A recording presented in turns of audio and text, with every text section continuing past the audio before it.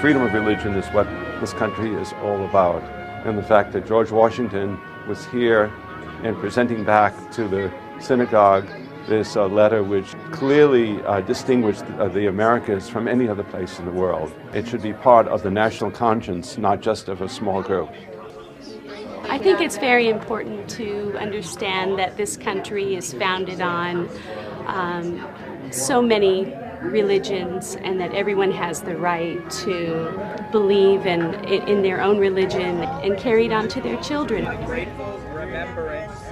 The first thing that a visitor walks in, he sees right in front of him a short video. It's only 2.5 minutes that tells the entire story of what you're going to see here.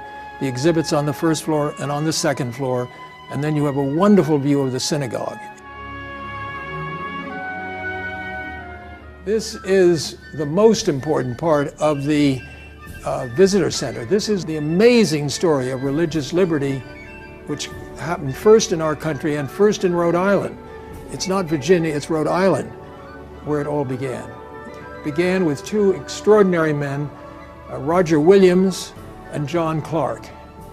And they had been ministers in the Massachusetts Bay Colony, and they had actually been forced out because they were considered too liberal. And they put together an incredible charter, which after years they got the King of England, King Charles II, to sign. The King's idea, he called it the lively experiment. He was very worried about it because here was a state or a colony being formed separating the church from the state, which was a revolutionary idea. Even today in England, the church and the state are one. And he finally agreed to sign it because it was so far away. These very liberal and revolutionary ideas wouldn't infect his kingdom. And on both sides, we have screens that will tell you the whole story of not only religious freedom and liberty, but particularly the story of the George Washington letter. After the Constitution was signed, all the leaders, including George Washington, wanted a Bill of Rights. Now, a lot of people think it was just Thomas Jefferson, but we have letters that George Washington wrote to all kinds of religious organizations talking about the Bill of Rights. In 1790, he comes to Rhode Island and he is met by the leaders of the community. One of them was a man called Moses Seixas, who was a leader of the Jewish community, who presents him a letter. George Washington answers that letter a few days later, and this is the most beautiful letter one could ever read in the history of religious freedom. And for the first time, it expresses the views of all the founders, and it's the first time the head of state ever has expressed such views as this, where you would have freedom of religion, freedom of press, freedom to think and be what you want. And in due course, in 1791, with all the founding fathers and all the legislatures finally agreeing to this, the Bill of Rights, which is an amendment to the Constitution, was passed. This is the center of what we call, really, the Religious Freedom Mile.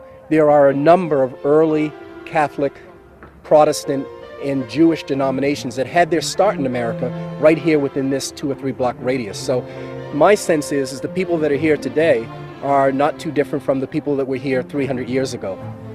Religious freedom is not just something to be taken for granted, but it's something to be appreciated and cultivated and renewed all the time.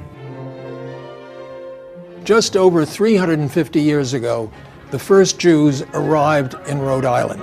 One of the reasons they came here came to a head in 1663, when Rhode Island was finally organized as the first political entity in the history of the world to totally separate the church from the state.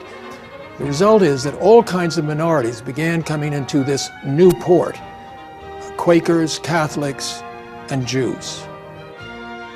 We have portraits of many of these families, starting in the 1700 to the end of the Civil War in 1865. And these are portraits by some of America's greatest artists, like Gilbert Stuart.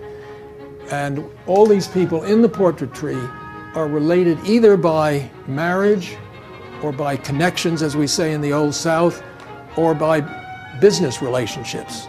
Children love it, everybody loves this, and we now have something over 200 of these portraits. We'll in due course have over 400, telling really the story of Jewish America during those periods. I think anyone that's interested in history in general, whether it be religious or secular, I think would take something from this and learn. It's a great history lesson. It could really be an important piece leading into the teaching of the Constitution, Bill of Rights. Ezra Stiles, who ended up president of Yale University, was deeply interested in Jews, in Hebrew, and he kept an incredible diary, not only of the Jewish community here, but of the Christian community. And based on his diaries, we have created a series of vignettes where you can, like a little movie, see what was going on, both among Christians and Jews and blacks. This is really, again, giving us a slice of life of Newport in the middle of the 1700s. Probably not, but let us try to find one. I had some ideas for the paper. It's all history, but it's something that's so relevant to today, given that our country is very diverse. You get that sense here at the Visitor Center that diversity is okay. And as a world, we are diverse, and we need places like this that perpetuate that acceptance. Both letters, the letter from Moses Seixas to Washington and Washington's response, just are full of wonderful things to study and look at. And if we can bring that message around to the country and hopefully to the rest of the world ultimately, that would be just absolutely tremendous.